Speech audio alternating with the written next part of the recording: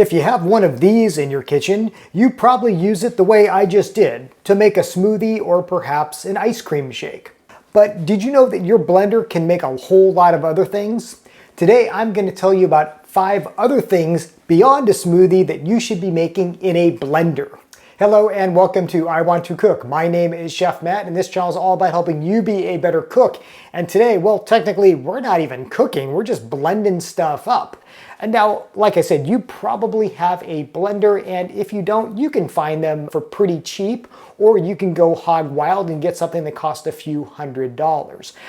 This old blender really is an old blender. I actually got it at the thrift store a few years ago, and it's a pretty heavy-duty model made in the USA decades ago, and it served us pretty well for what it is. Now, at least one of my 5 things that you should be making in a blender does require a bit more power, but we'll cross that bridge when we get to it, so hold on for just a second. The first thing that you can make in just about any blender is salsa.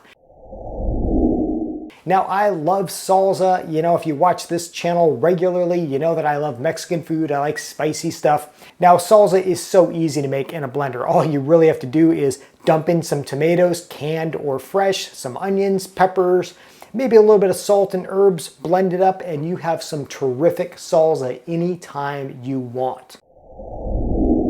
Now, the second thing that is an absolute snap to make in a blender is very similar to salsa, and that is gazpacho.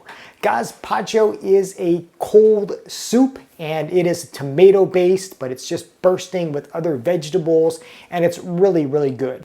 And by the way, I will have links to videos I've made on these so that you can see how to do this exactly yourself with a blender, and I'll put those in the description below. The third thing you should definitely be making in your blender is hummus. I love hummus. Hummus is made from garbanzo beans, also known as chickpeas, with a little bit of tahini and some other simple ingredients, and you get a wonderful, delicious spread or dip. It's just absolutely delicious. You've probably had it with pita chips or maybe some vegetables, and if you haven't, it's definitely worth making, and it's definitely worth making in one of these. The fourth thing that is really easily made in a blender is mayonnaise. I made this a few months ago in this very blender, and again, it's really, really easy. And if you've ever had homemade mayonnaise, you know that it tastes way better than that stuff in the store. So mayonnaise can literally be made in just a few seconds in a blender. And again, I urge you to try it. It's really, really good. And the fifth thing that you can make in a blender, maybe, is nut butter. Now, this is like an almond nut butter, and you can make these in a blender, but the caveat is it requires a really high-powered blender. So honestly, I have not tried it in this thing. I think it would just be too much. So for now, I just buy nut butter at the store. But if you have a really heavy duty blender, you can make cashew butter, almond butter, peanut butter, any of those that are just delicious.